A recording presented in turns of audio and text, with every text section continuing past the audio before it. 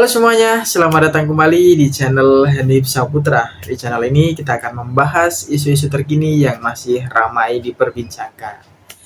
Baik teman-teman semuanya, dimanapun kalian berada, saya ucapkan terima kasih telah mengklik video ini dan telah menonton video ini. Dan mari kita akan membahas bersama-sama ya terkait update berita seputar polemik-polemik ataupun isu-isu yang masih ramai diperbincangkan. Masih terkait video seperti pada video sebelumnya, masih membahas Egy Sujana yang tiba-tiba menjadi termul nih teman-teman semuanya. Dan juga beberapa waktu lagi akan terjadi persidangan di mana kubu dari Roy Suryo CS itu makin kuat, makin solid, dan makin yakin untuk melibas semua termul, termasuk pengkhianat Egy Sujana. Nah, seperti apa ulasan-ulasannya? Berikut kita akan kembali melihat ya teman-teman semuanya beberapa cuplikan video berikut ini. Jangan ada yang lari dari tanggung jawab, ya. Jadi artinya kalau ada seseorang yang kemudian tidak seperti nakoda kapal tuh seharusnya berada di kapal sampai kapalnya tenggelam, bukan kemudian terjun ke laut sendiri atau bahkan diselamatkan atau menyelamatkan diri sendiri. Baik. Assalamualaikum warahmatullahi wabarakatuh. Ya, maaf. Ya, saya hadir di sini itu semata-mata karena saya ingin meneguhkan bahwa saya, kemudian Bang Resmond Sianipar dan juga Mbak Dr. Tifa itu tetap bersama dengan 3 pejuang yang hari ini akan melakukan kewajibannya untuk menjawab undangan atau menjawab panggilan dari Polda Metro Jaya untuk diminta keterangannya, ya, yaitu Pak Rizal Fadila, Bu Kurnia Tridoyani, dan juga Pak Rustam Effendi. Jadi sekali lagi kita tetap kompak, kita tetap bersama, dan sekali lagi sebenarnya kami itu adalah pihak yang diminta menjadi saksi atau ahli ketika waktu itu awalnya TPUA, Tim Pembela Ulama dan Aktivis, itu melaporkan saudara Joko Widodo ke Bareskrim. Suratnya ada. Jadi kalau ada orang yang mengatakan waktu itu adalah mereka itu tidak apa-apa ikutkan bahkan di luar dari kesepakatan, enggak. Kita bersama-sama, ya, dan dari awal dari sini kita mulai, dari sini pula kita harus mengakhiri. Jangan ada yang lari dari tanggung jawab, ya. Jadi artinya kalau ada seseorang yang kemudian tidak seperti nakoda kapal tuh seharusnya berada di kapal sampai kapalnya tenggelam, bukan kemudian terjun ke laut sendiri atau bahkan diselamatkan atau menyelamatkan diri sendiri. Jadi sekali lagi kita minta dukungan kepada masyarakat, dan kita tentu tidak lupa kita mohon kepada Allah Subhanahu wa taala untuk memberikan ridhonya, memberikan kelancarannya. Moga-moga pemeriksaan hari ini Pak Rizal Fadila, Bu Kurnia Tridoyani, dan juga Pak Rustam itu lancar. Saya tentu saja akan ikut mendukung dan membersamai dari hati yang paling dalam dan juga dari semangat yang paling kuat. Kita tetap bersama. Saya kira itu aja daripada terlalu lama, dan sedikit aja apa yang saya sampaikan untuk menambahkan saja karena kemarin banyak pertanyaan ya soal ini dikit ya, mohon maaf, dikit aja. Karena banyak pertanyaan dan dari kuasa hukum mengatakan itu Bang Egy di sana itu mobilnya mobil milik apa keponakannya. Nih lihat, ini BPKB-nya atas nama siapa? Egy. Tuh. Iya. Dekatkan. Dah ya. Jadi ini bukan fitnah, ini bukan fakta. Ya, jelas. Ini fakta. Ini bukan fitnah, ini fakta.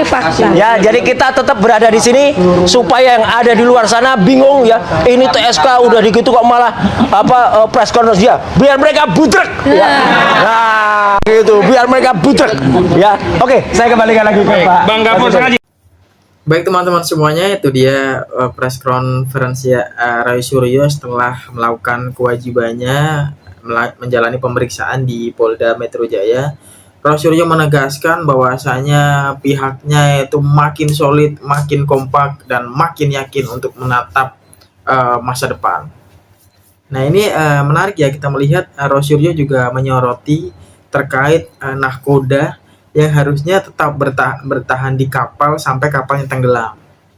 Nahkoda yang tetap terus berjuang seperti apapun situasinya, bukan malah menyelamatkan diri sendiri, kabur, dan tidak memikirkan teman-teman yang lain. Nah ini memang Rosyrio tidak menyebut nih teman-teman siapa namanya dari nahkoda itu, tapi kita pasti udah tahu yang merujuknya ke siapa.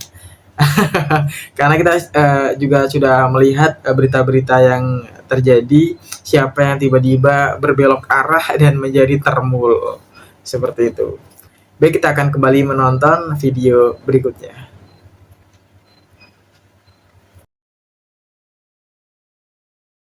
Alhamdulillah hari ini saya dan kawan-kawan sehat walafiat untuk menghadapi proses hukum yang dilakukan bukan oleh bangsa ini tapi oleh geng Solo gitu. Artinya mohon marwah hukum di negara ini harus betul-betul ditegakkan. Jangan hukum ini dipermainkan oleh yang namanya Joko Widodo.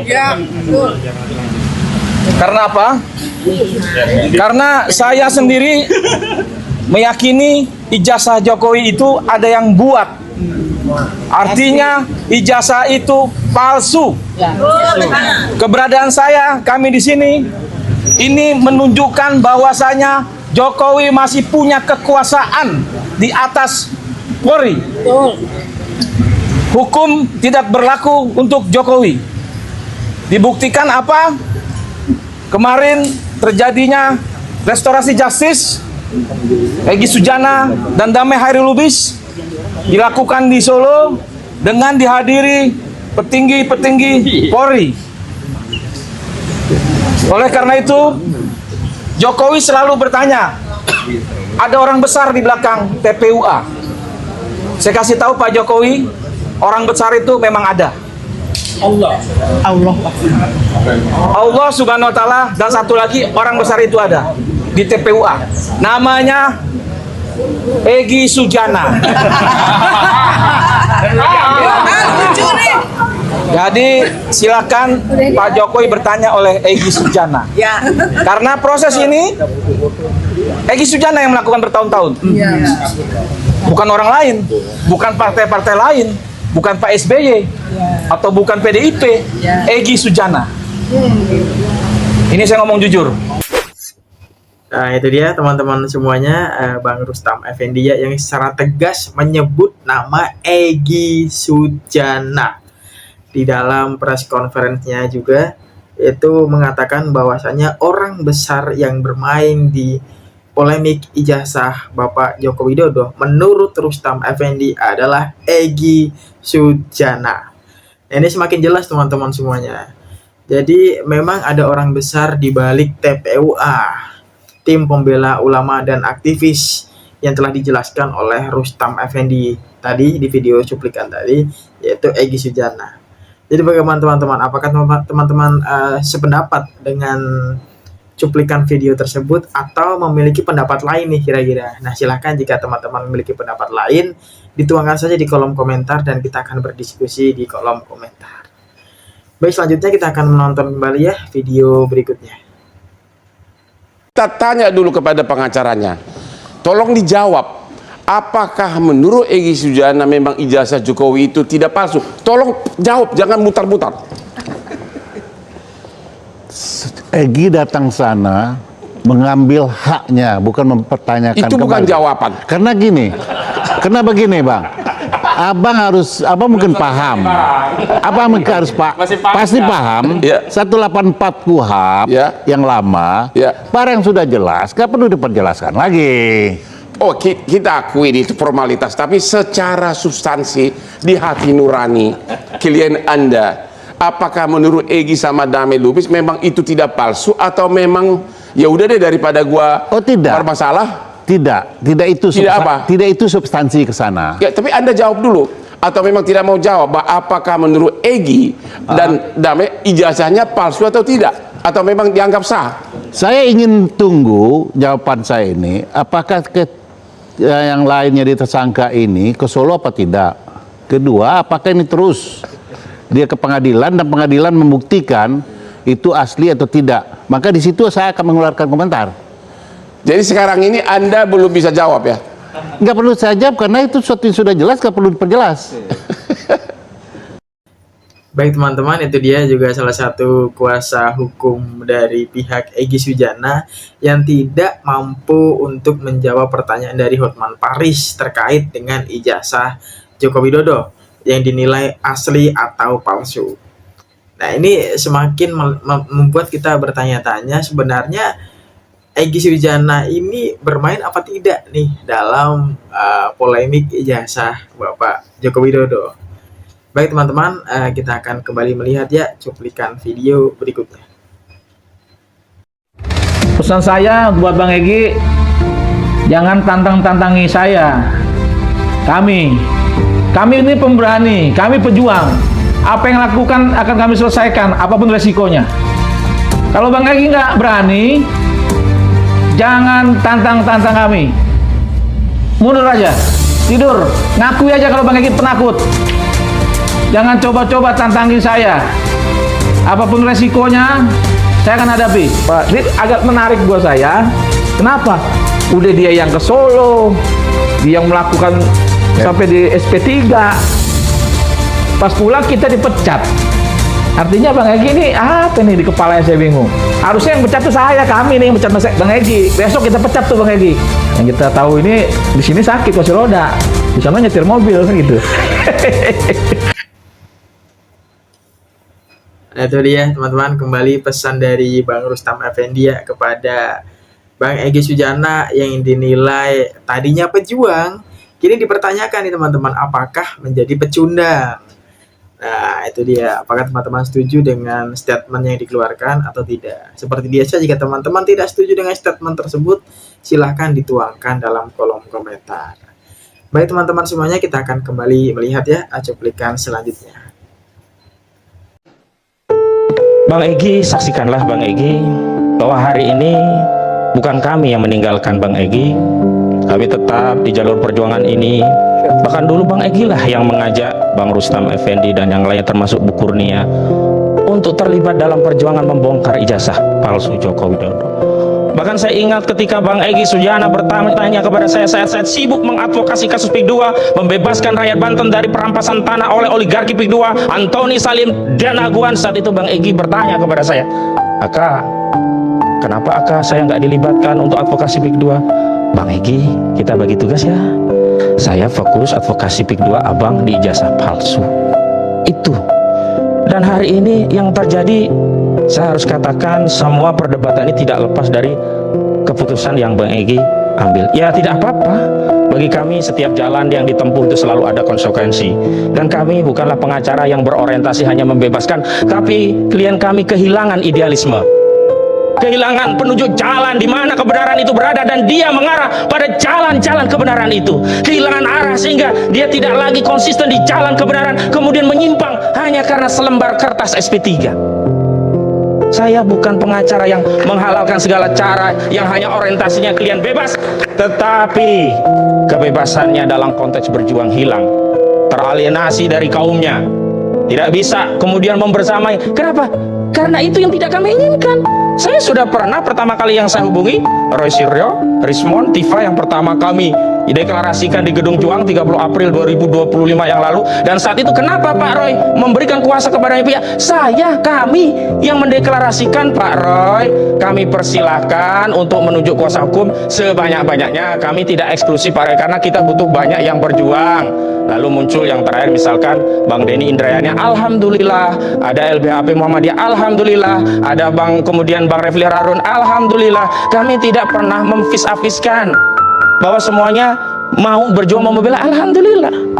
Tapi nggak apa-apa lah, saya ingin menyampaikan itu agar jelas bahwa persoalannya bukan masalah apa yang mau dikuasakan, tetapi apakah kita mau komitmen berjuang. Oke. Selanjutnya, satu lagi. Saya teringat hadis Nabi SAW yang ini harus saya sampaikan. Innamal a'malu binniyat wa innamal likulli imri'in ma nawa. Sesungguhnya semua perjuangan itu tergantung niatnya. Dan setiap orang akan mendapatkan sesuai dengan apa yang dia niatkan. Kalau kita berjuang ingin menegakkan kebenaran, dan pada faktanya kita memang berjuang ke sana membela rakyat, dan pada faktanya rakyat membela kita, ingin menuntaskan kasus ini, kasus ijazah palsu, agar terang benderang mana hitam mana putih. Tidak bisa hitam dan putih kemudian dikompromikan dengan restoratif justice, dengan perdamaian, sehingga kita punya tanggung jawab moral, bahkan hutang kepada generasi selanjutnya. Bapak, kakek, dulu masalah ijazah presiden kita kok selesai hanya dengan kompromi. Lalu sebenarnya itu asli atau palsu? Enggak. Karena itu hari ini enggak bisa yang palsu direstorasi menjadi asli, misalnya hanya karena ada restoratif. Enggak, fokusnya adalah kepada dokumen itu sendiri. Apakah kemudian dokumen itu berubah menjadi asli dengan restoratif? Kan tidak. Tapi kalau hari ini ada yang memilih jalan dengan niatan bahwa dia ingin mendapatkan selembar SP3, silahkan, mungkin itu yang diniatkan. Ingin menempuh jalan, dengan jalan itu dia bisa mengendarai mobil VW, silahkan, karena itu pilihan. Tetapi kami meneguhkan diri, tetap akan berjuang karena banyak rakyat yang mendukung dan meminta agar perkara ini dituntaskan di generasi kita. Dan itu komitmen Pak Roy. Kenapa Pak Roy sudah tidak mau restoratif justice? Karena apa? Biarlah hadiah restoratif justice itu untuk Bang Damai dan Mbak Egy. Dan saya alhamdulillah lepas dari penjara, kawan, kok masa kita nggak terima? Senang, saya bahagia. Tetapi izinkan kami Bang Egy, izinkan kami Bang Damai untuk melanjutkan perjuangan yang dulu dirintis oleh Bang Egy, Bang Damai, dan insya Allah rakyat Indonesia kita tetap berjuang. Allahu Akbar. Wassalamualaikum warahmatullahi wabarakatuh. Waalaikumsalam warahmatullahi wabarakatuh. Baik teman-teman semuanya, itu dia pesan dari Hozinuddin ya, selaku kuasa hukum dari Roy Suryo CS, yaitu ada Roy Suryo, Rismon Sianipar, dan juga Dr. Tifa. Yang Bang Hozinuddin ini menegaskan, menitik beratkan pada kecewanya beliau kepada Bang Egy Sujana yang berbelok arah, tidak menuntaskan perjuangan yang dahulu kala beliau rintis, yang tiba-tiba secara mengejutkan seseorang yang telah merintis perjuangan malah berbalik arah dan menjadi termul. Ini cukup membingungkan teman-teman semuanya. Demi selembar kertas SP3, dia rela menjadi termul, Ternak Mulyono. Nah, ini sangat mengecewakan dan sangat membingungkan teman-teman semuanya.